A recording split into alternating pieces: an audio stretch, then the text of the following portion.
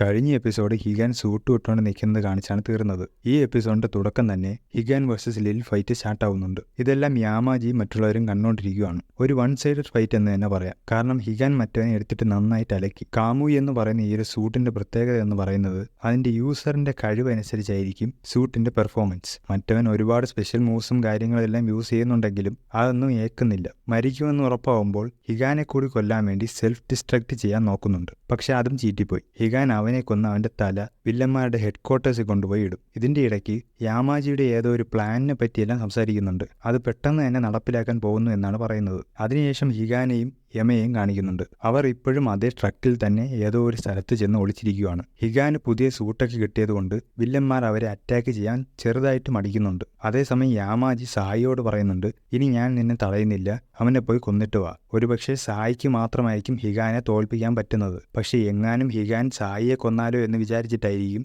ഇത്രയും നാൾ ഒന്നും ചെയ്യണ്ട എന്ന് പറഞ്ഞത്. പക്ഷേ ഇനിയും ഹിഗാനെ ജീവനോടെ വച്ചിരുന്നാൽ പണിയാവൂ എന്ന് മനസ്സിലായത് കൊണ്ടായിരിക്കും ഇപ്പോൾ സായിയോട് തന്നെ അവനെ കൊല്ലാൻ പറഞ്ഞത്. എന്നിട്ട് കുറച്ച് ഫ്ലാഷ് ബാക്ക് കാണിക്കുന്നുണ്ട്.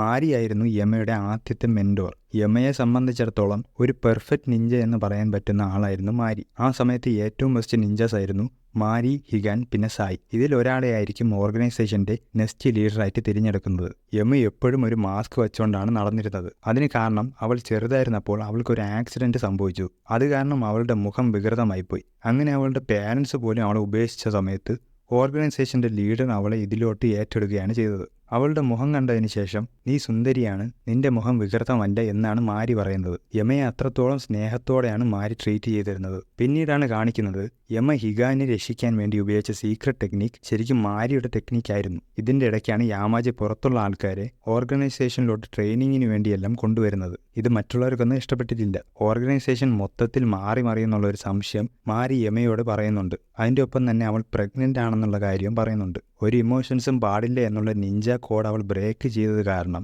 ഓർഗനൈസേഷനിൽ നിന്ന് തന്നെ മാറാനുള്ള പ്ലാനിലാണ് മാരി. ഉടനെ തന്നെ ഓർഗനൈസേഷന്റെ ലീഡർ മരിക്കുന്നു. അങ്ങനെ യാമാജി ആ സ്ഥാനത്തേക്ക് എത്തുന്നു. നിഞ്ചാസ് ജപ്പാൻ വിട്ട് പുറത്തു പോകണമെന്നെല്ലാം തീരുമാനിക്കുന്നത് യാമാജിയാണ്. അതിനെ എതിർക്കുന്നവരെ എല്ലാവരെയും മുൻപിൽ വെച്ച് തന്നെ കൊല്ലുന്നുമുണ്ട്. പക്ഷേ ഇങ്ങനെയുള്ള മാറ്റങ്ങൾ അംഗീകരിക്കാൻ പറ്റാത്ത കുറേ പേർ ഓർഗനൈസേഷനിൽ നിന്നും ആരും അറിയാതെ പുറത്തു പോകാൻ പ്ലാൻ ഇടുന്നുണ്ട്. അതിലൊരാൾക്ക് മാരി ഒരു സഹായം കൊടുക്കുന്നു. ഫസ്റ്റ് എപ്പിസോഡ് തൊട്ട് കണ്ട മുഖം ഡിസ്ഗൈസ് ചെയ്യാൻ ഉപയോഗിക്കുന്ന മാസ്ക് മാരി ഉണ്ടാക്കിയതായിട്ടാണ് പറയുന്നത്. കൂടെയുള്ളവരെ സഹായിക്കാൻ വേണ്ടി ഉപയോഗിക്കണം എന്ന് പറഞ്ഞ് അത് അയാൾക്ക് കൊടുക്കുന്നു. ഇയാളെയാണ് മൂന്നാമത്തെ എപ്പിസോഡിൽ സായി കൊല്ലുന്നതായിട്ട് കാണിച്ചത്. എല്ലാം അവസാനിപ്പിച്ച് പോകുമ്പോൾ യമ മാരിയുടെ അടുത്ത് വന്ന് പറയും അവളെ മാരിയെ വാച്ച് ചെയ്യാൻ വേണ്ടി പഴയ ലീഡർ നിയമിച്ചതാണ്. മാരിയായിരുന്നു അടുത്ത ലീഡർ ആവേണ്ടിയിരുന്നത്. അപ്പോൾ അവൾ വേർത്തിയാണോ അല്ലയോ എന്നറിയാൻ വേണ്ടിയാണ് യമയെ അവൾക്കൊപ്പം നിർത്തിയത്. വേർത്തി അല്ലെങ്കിൽ കൊന്നുകളയാനായിരുന്നു ഓർഡർ. അതും പറഞ്ഞ് യമ മാരിയെ ഫൈറ്റ് ചെയ്യുന്നുണ്ടെങ്കിലും അവൾക്ക് മാരിയെ കൊല്ലാൻ പറ്റുന്നില്ല. ഓർഗനൈസേഷൻ ഇപ്പോൾ പഴയ പോലെ അല്ലാത്തതുകൊണ്ട് അവൾക്ക് അതിൽ കണ്ടിന്യൂ ചെയ്യാനും താല്പര്യമില്ല. എന്നാൽ ഒളിച്ചോടി പോകുന്നത് അപമാനവുമാണ്.